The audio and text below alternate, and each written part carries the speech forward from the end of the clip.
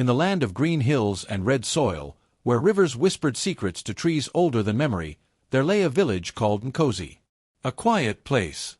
A place where stories traveled faster than the wind, and reputations lived longer than the people who wore them. A quiet place. A place where tradition walks beside every child. Where elders whisper truths in proverbs. And reputation can grow larger than a person's own shadow. This village, Nkosi, was known for many things: its stubborn goats, its yam harvests, its wide-mouthed griots. But it was most known for one woman. Her name was Adana. Now Adana. Even the mention of her name caused the old men to clear their throats and the women to tighten their wrappers. She was tall, graceful, skin the color of fertile earth after rain. Her eyes, deep like the night sky before the stars come out. And her voice. Her voice had weight. Not loud, but full. When she spoke, even the market women paused their quarrels. Yet, for all her beauty, her wit, her kindness, all the men in the village refused to marry her. At first, strangers thought it strange. How can it be, they'd ask. Such a woman, unmarried? Surely, she is waiting for the right man. But the villagers only shook their heads. Some gave vague shrugs. Others offered whispers. She's cursed, that one. She speaks to the spirits. She turned her last suitor into yam. Now, of course, none of these were true. But truth, in Nkosi, had always been weaker than rumor. Adana lived alone in a compound her father built. After her mother passed, and her brothers left for the cities, she remained. She tilled the land, planted yam. She sold the finest yams in the market. And every evening, as the sun dipped low, she would sit outside her home, eyes fixed on the horizon, as if watching for something no one else could see. The elders tried to reason with her. Adana, said old Eldenkem, his voice dry as old bones. You cannot remain alone forever. A woman must have a man to guide her. Adana smiled. Is that so? My mother guided my father most of her life. They didn't like her answers. She was too clever, too independent. She listened too closely and spoke too directly. No man, they said, could sit comfortably beside a flame like that. After her father's death, the elders waited for her to beg for help. But she did not. She dug the grave herself, sang the mourning song alone, washed the old man's feet one final time. And when the ceremony was over, she stood at the edge of the village and said nothing, only stared at the wind. From that day, the fear around her deepened. A woman who needs no one is often mistaken for a danger. Oh, but don't think no one tried. There were many. One was Cato, son of the blacksmith.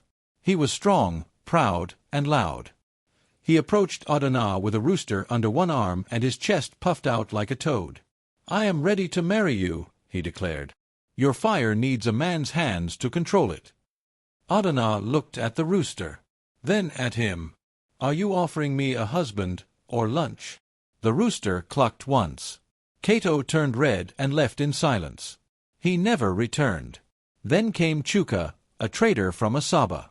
He brought cloth, cowries, and wine. Marry me, and I will take you to Lagos.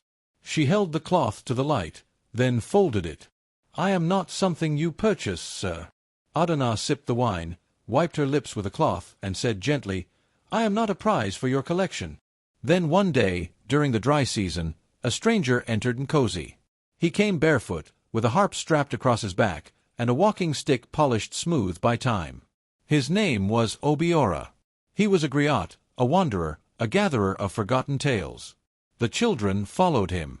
The women watched him. The elders tolerated him, barely. At the market, he heard whispers of Adana. He laughed. A woman so feared must be a queen among mortals, he said. I must meet her. He found her under the udara tree, peeling yam. Without looking up, she said, If you've come to stare, go buy pepper instead. If you've come to speak, sit down and peel. He sat, and peeled. They talked that evening, and the next, and the one after that. She told him things she'd never told anyone, of dreams that came true, of voices in the rain, of the time she saw death sitting at the foot of her bed and offered it tea. Obiora did not flinch.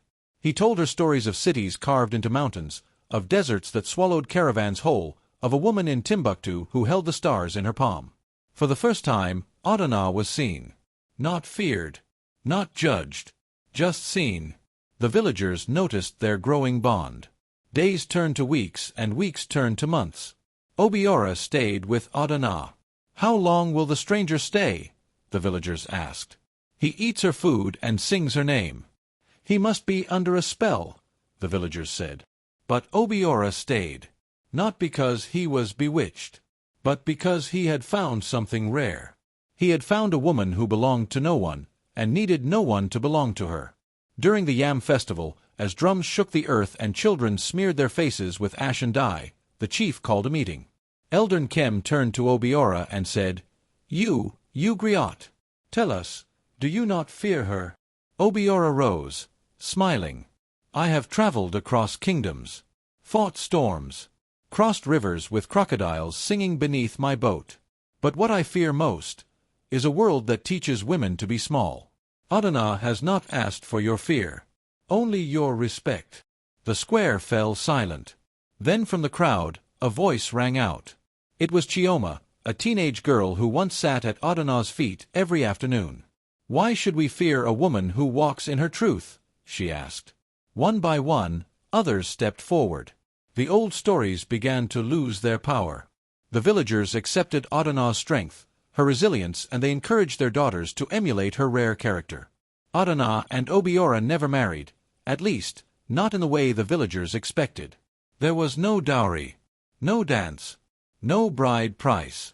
But every evening, laughter rose from her compound like birds taking flight. Their compound was full of happiness, love, and unity, something the villagers admired. They traveled together, telling stories under moonlight, gathering children around fires, reminding people of forgotten truths. When they were gone, the wind in Cozy changed. Girls grew up knowing they could be bold. Boys learned to listen. And every time a woman refused to shrink for a man's comfort, people would smile and say, "She walks the path of Adana, the woman no man dared marry, because she dared to be more than they expected." And so, if you ever find yourself in a village like Nkosi, and you hear of a woman feared for her strength, her mind, or her mystery, lean closer. For hers may be the truest story of all. Dear listeners, thank you for watching. Please like, comment, and share for more stories like this one.